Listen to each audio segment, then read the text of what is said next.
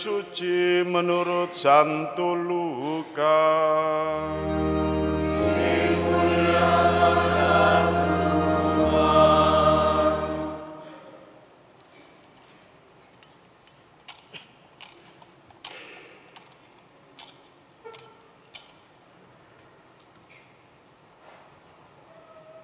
Setiap tahun pada hari raya Paskah, orang tua Yesus pergi ke Yerusalem. Ketika Yesus telah berumur 12 tahun, pergilah mereka ke Yerusalem seperti yang lazim pada hari raya itu. Seusai hari-hari perayaan itu, ketika mereka berjalan pulang, tinggallah Yesus di Yerusalem tanpa diketahui orang tuanya. Karena mereka menyangka bahwa Yesus ada di antara orang-orang seperjalanan mereka, berjalanlah mereka sehari perjalanan jauhnya, lalu mencari dia di antara kaum keluarga dan kenalan. Karena tidak menemukan dia, kembalilah orang tua Yesus ke Yerusalem sambil terus mencari dia. Sesudah 3 hari, mereka menemukan Yesus dalam bait Allah. Ia sedang duduk di tengah-tengah para guru agama, sambil mendengarkan mereka dan mengajukan pertanyaan-pertanyaan kepada mereka. Semua orang yang mendengar dia sangat heran akan kecerdasannya dan jawaban-jawaban yang diberikannya. Ketika Maria dan Yusuf melihat dia, tercenganglah mereka. Lalu kata ibunya kepadanya, "Nak, mengapakah engkau berbuat demikian terhadap kami? Lihat, bapamu dan aku dengan cemas mencari engkau." Jawab Yesus kepada mereka, "Mengapa kamu mencari aku? Tidakkah kamu tahu bahwa aku harus berada di dalam rumah Bapakku?" Tetapi mereka tidak mengerti apa yang dikatakan Yesus kepada mereka. Lalu Yesus pulang bersama-sama mereka ke Nazaret. Dia tetap hidup dalam asuhan mereka. Maria pun menyimpan semua hal itu di dalam hatinya. Yesus makin dewasa dan bertambah hikmatnya, ia pun makin dikasihi oleh Allah dan manusia. Demikianlah sabda Tuhan. Terpujilah Kristus.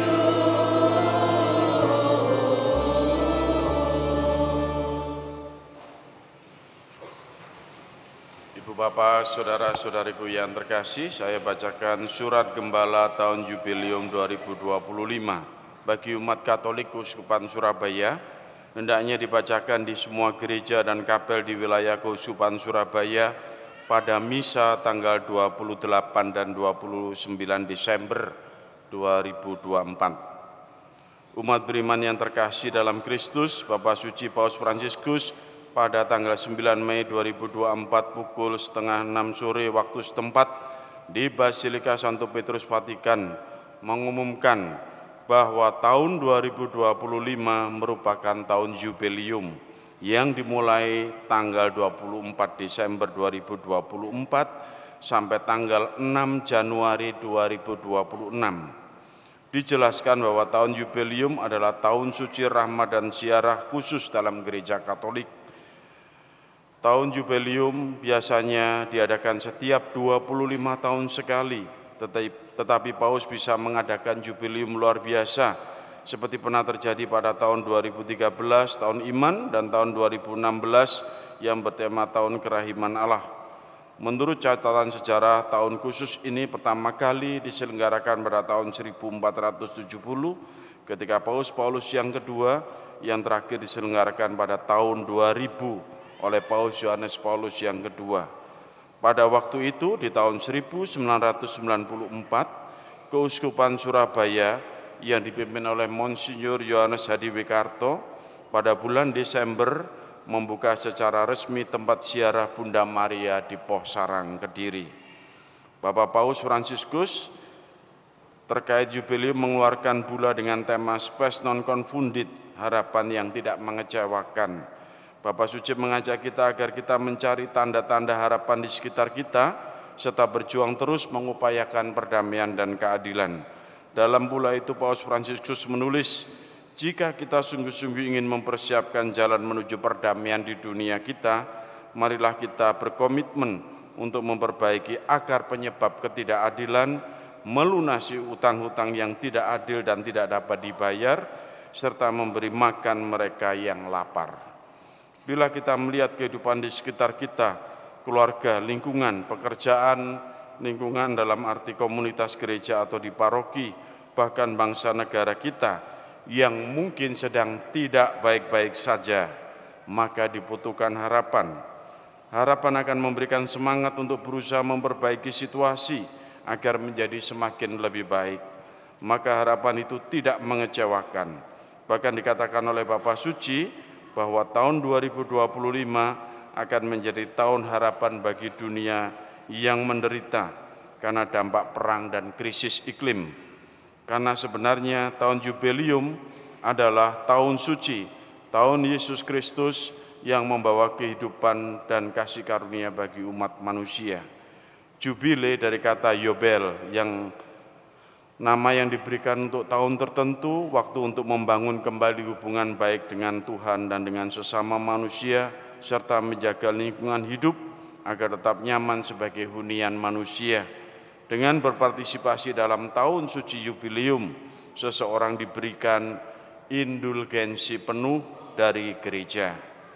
Indulgensi menurut kitab hukum kanonik Kanon 992, penghapusan di hadapan Allah, hukuman-hukuman sementara untuk dosa-dosa yang kesalahannya sudah dilebur, yang diperoleh oleh orang beriman Kristiani yang berdisposisi baik, serta memenuhi persyaratan tertentu yang digariskan dan dirumuskan, diperoleh dengan pertolongan gereja yang sebagai pelayan keselamatan secara otoritatif membebaskan dan menerapkan harta pemulihan Kristus dan para kudus.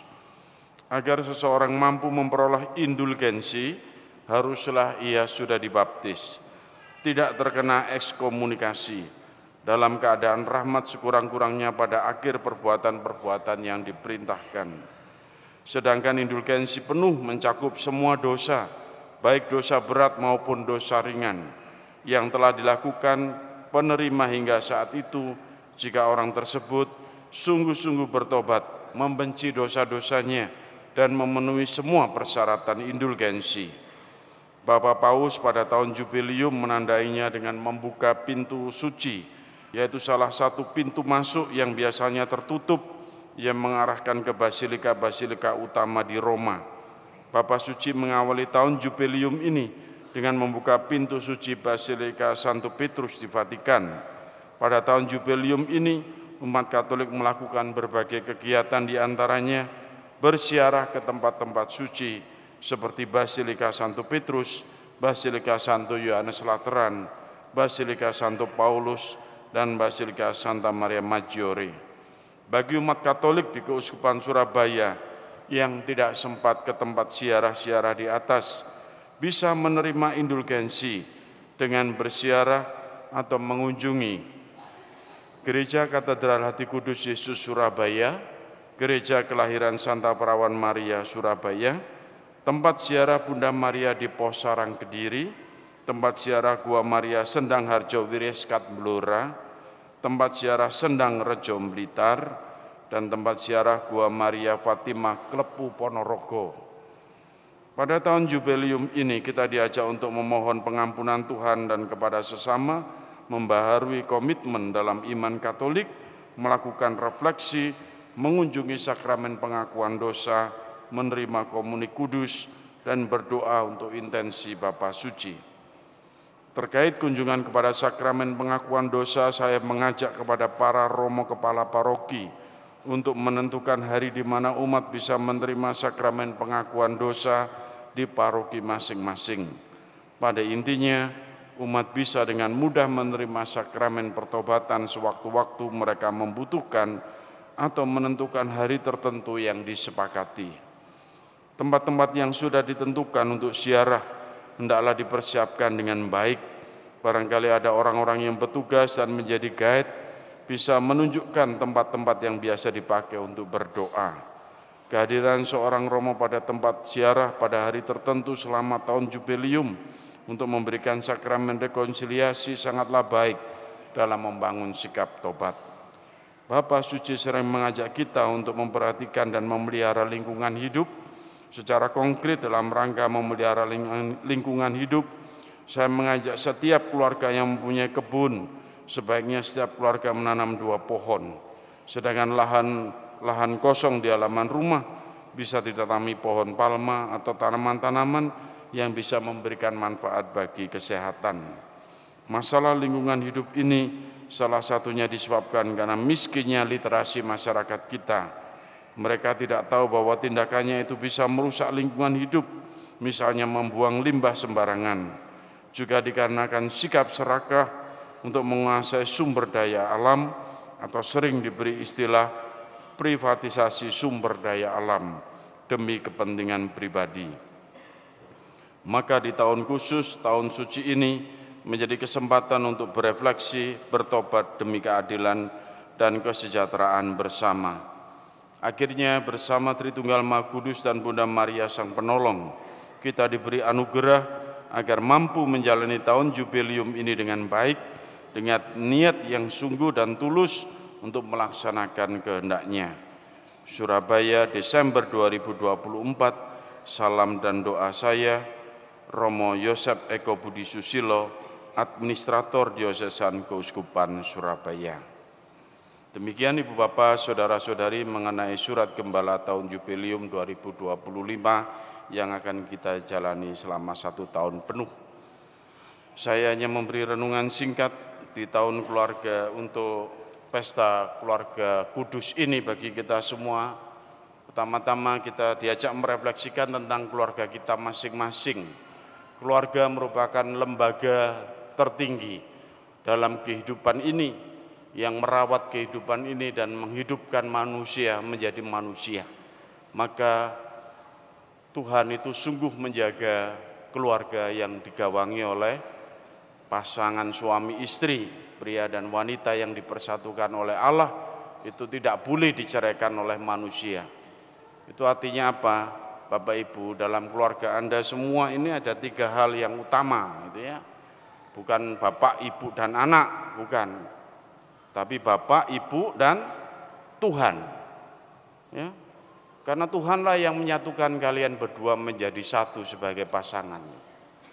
Sehingga keluarga inilah yang Tuhan yang merestui, Tuhan yang menjalankan dan menginginkan Anda berdua sebagai pasangan suami istri membentuk keluarga, dan dalam keluarga dianugerahkan anak-anak Allah yang dihidupkan dan dikembangkan.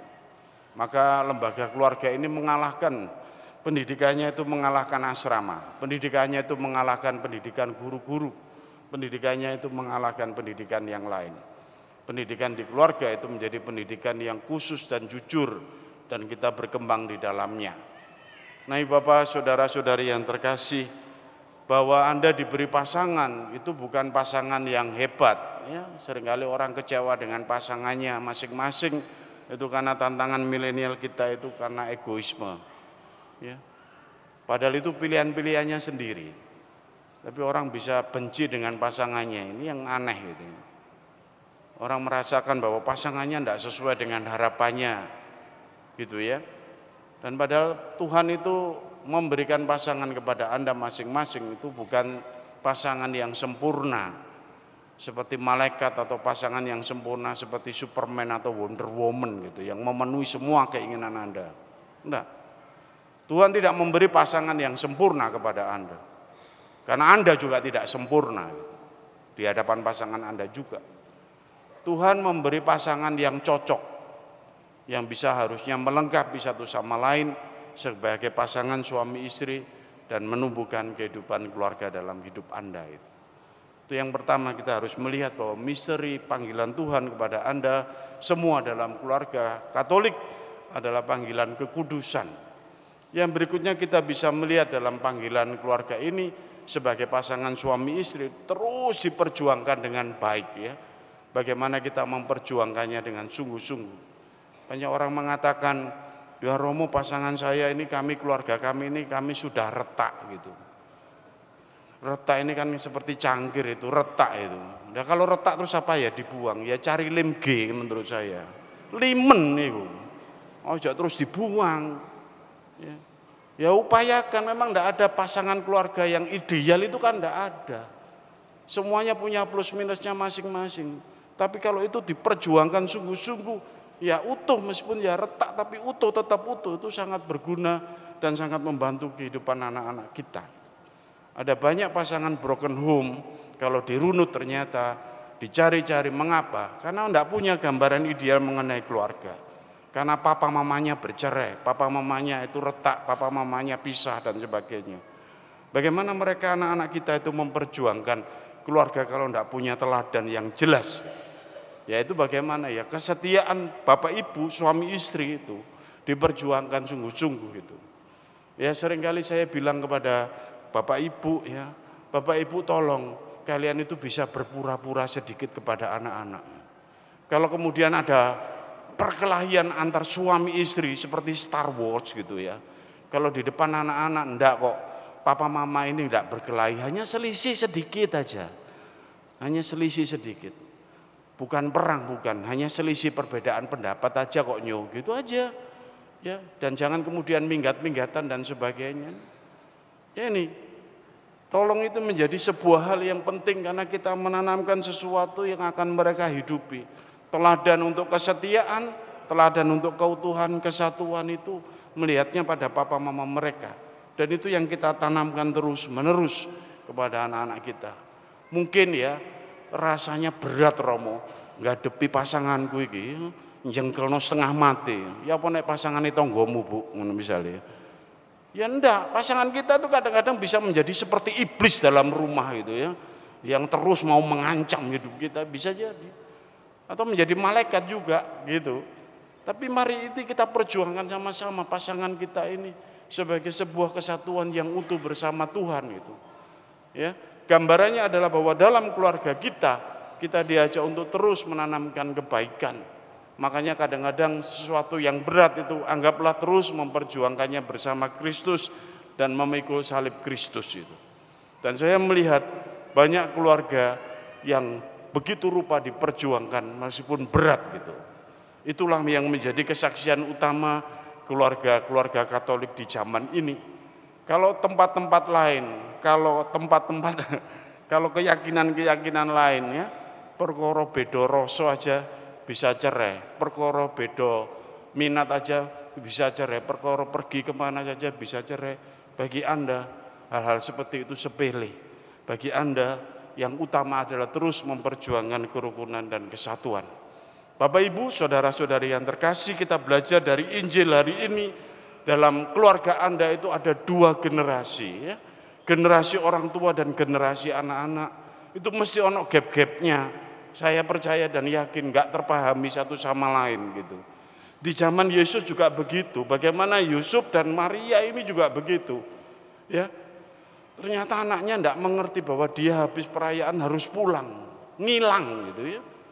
Bukan berarti Yesus nakal enggak, tapi Yesus sebagai anak ini juga punya minat-minat sendiri dan tak terpahami orang tuanya. Dua-duanya punya hal yang baik. Ada hengnya juga, sehingga lalu kemudian bagaimana mereka harus kembali ke Yerusalem dan mencari lagi. Jadi saya hitung tuh bukan 3 hari, tapi 5 hari baru ketemu anaknya ini. Dan apa yang dibuat oleh Yesus saat ketemu? Tidak senang. Mengapa kamu mencari aku? Ini kan anak kurang ajar ini. Tapi apa yang dikatakan oleh papa mamanya? Nak, mengapa engkau membuat kami susah? Kan begitu. Dikatakan begitu. Mengapa? Lihat bapamu dan aku cemas mencari engkau. Tapi akhirnya kemudian apa yang dicontoh? Yesus pun akhirnya menuruti orang tuanya juga dan bersatu untuk tumbuh bersama. Kita mengalami dalam keluarga kita juga bisa jadi ada ya slip, ada hang satu sama lain dalam keluarga kita dengan anak-anak kita dan sebagainya. Tidak apa-apa, karena kita juga mengikuti keluarga kudus ini juga. Tapi terus ada kerendahan hati untuk saling koreksi, saling memahami dan memperjuangkan. Bapak Ibu, saudara-saudari yang terkasih, sebagai keluarga yang mungkin tidak sempurna, Anda sebagai orang tua ya mungkin hari-hari libur ini tidak bisa memberi yang terbaik untuk anak-anak seperti yang lain. Anda harus pede ya. Tidak bisa healing kemana-mana, hanya dari pojok rumah ke pojok rumah saja. Mungkin tidak bisa memberi makanan yang hebat-hebat, hanya masak di rumah sendiri. tidak bisa memberi apa, tapi Anda memberikan cinta Anda. Anda memberikan kehadiran Anda dalam keluarga. Anda memberikan kekuatan cinta yang nyata ini. Mari kita bangun keluarga kudus, keluarga kita sebagai keluarga kudus, dan kita mohon betul rahmat Tuhan dalam pesta keluarga kudus bagi keluarga kita masing-masing.